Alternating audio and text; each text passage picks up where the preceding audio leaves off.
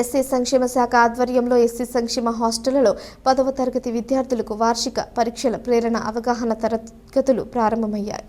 జిల్లా కేంద్రంలోని సుందరయ్య నగర్ ఎస్సీ సంక్షేమ హాస్టల్లో నిర్వహించిన కార్యక్రమాన్ని ఇన్ఛార్జ్ కలెక్టర్ గరిమా అగ్రవాల్ ప్రారంభించారు. ఈ సందర్భంగా ఆమె మాట్లాడుతూ 10వ తరగతి జీవితంలో కీలక దశ అని నిత్యం సాధన టైం టేబుల్ ప్రకారం చదవటం, రైటింగ్ ప్రాక్టీస్ చేయడం ద్వారా మంచి ఫలితాలు సాధించవచ్చని సూచించారు. రోజు 3 నుంచి 4 గంటల సెల్ఫ్ స్టడీ చేయాలని, గత ప్రశ్న పత్రాలు సాధన చేయాలని తెలిపారు. విద్యార్థులు రానున్న పరీక్షల్లో మంచి మార్కులు సాధించి ఉన్నత లక్ష్యాలు చేరుకోవాలని ఆకాంక్షించారు.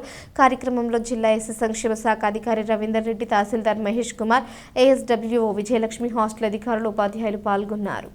అప్పుడు కూడా ఫర్ ఎగ్జాంపుల్ కొంతమంది రెసిడెన్షియల్ స్కూల్స్ కి ఎంట్రన్స్ ఎగ్జామ్స్ కి రాస్తే అప్పుడు మీ 10th మార్క్స్ కూడా చూస్తారు కదా, మీకు బైపీసీ కావాలి కానీ ఇక్కడ మార్క్స్ రాలేదు, దెన్ అప్పుడు అడ్మిషన్ రావచ్చు కాకపోవచ్చు.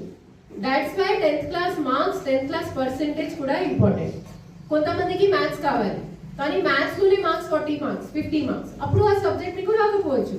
Then you may have to take up some other subject, other branch. So ఇప్పుడు 10th క్లాస్ పాస్ మాత్రమే మన లక్ష్యం కాదు. 10th క్లాస్ మనము 100% మార్క్స్, 90 అబవ్ మార్క్స్ తీసుకొని 90% అబవ్ మార్క్స్ తీసుకొని రావాలి. అది మన అందరికీ టార్గెట్ ఉండాలి.